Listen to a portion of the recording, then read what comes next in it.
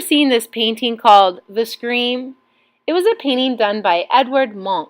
He was a painter from Norway. He painted with intense emotion in his paintings. Perhaps this emotion came from some of the pain that he had in his life when his mother and sister died from tuberculosis. Emotions such as despair, melancholy, sadness, anxiety, or jealousy. And we're going to get an opportunity today to do some emotions in our paintings too. Just like Edvard Munch, we want to show emotions in our work. So yours doesn't have to be sad or scary, but I thought this was kind of a fun project to begin with the end in mind and inspired by the painting called The Scream. So I folded my paper into fourths right away because I wanted to know where the middle of my paper was at. Remember, when we draw portraits or people's faces, we usually start with our eyes in the middle of the oval. Now I was thinking about making my emotion, so I started thinking about drawing my eyes, my nose, and my mouth to show that expression, to show that emotion. And so instead of drawing my mouth smiling or my mouth with flat mouth, where my lips are together, I thought to myself, no, I want to make it look like I'm surprised or I'm shouting or I'm showing some types of emotions.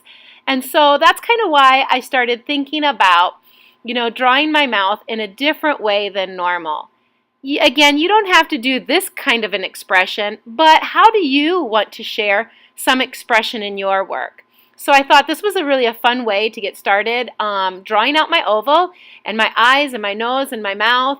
And then once I've sketched it out in pencil, I'm going to go ahead and add on the rest of the portrait for my face. Some shoulders, a shirt, maybe even a few eyelashes or whatever I wanted to do. Notice that I don't have any hair drawn on.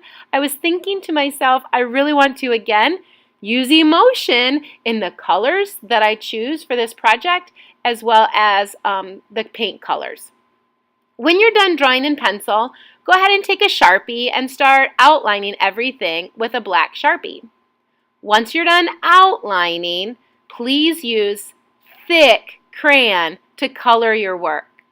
Don't add any hair yet. We'll get to that in a minute. So as I start putting on my crayon, I think about putting my crayon on thick, really, really thick. You don't have to use natural colors like peach or cream or light browns, because I was thinking too, even though I'm using cream colors, you might even want to use colors as a way to show emotion.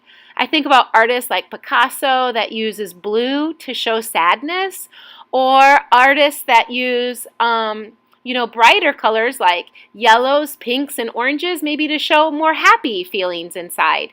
So even though I'm using cream colors, like a natural color for my face, you don't have to. You could use whatever kind of color that you want if you want to show a different type of emotion or a different feeling when you do your self-portrait.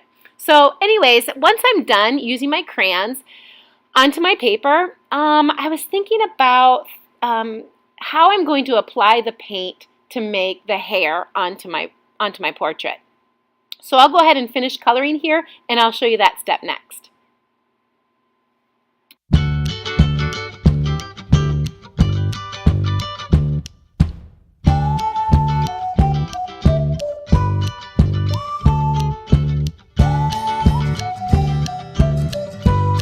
Once you're ready to start putting on hair for your portrait, put on droplets of thinned paint.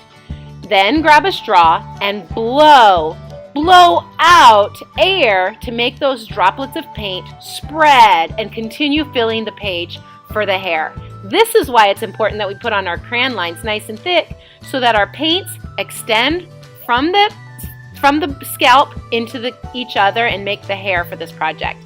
This is so much fun. I can't wait to see what your project looks like by the time that you're done. Have fun, everybody!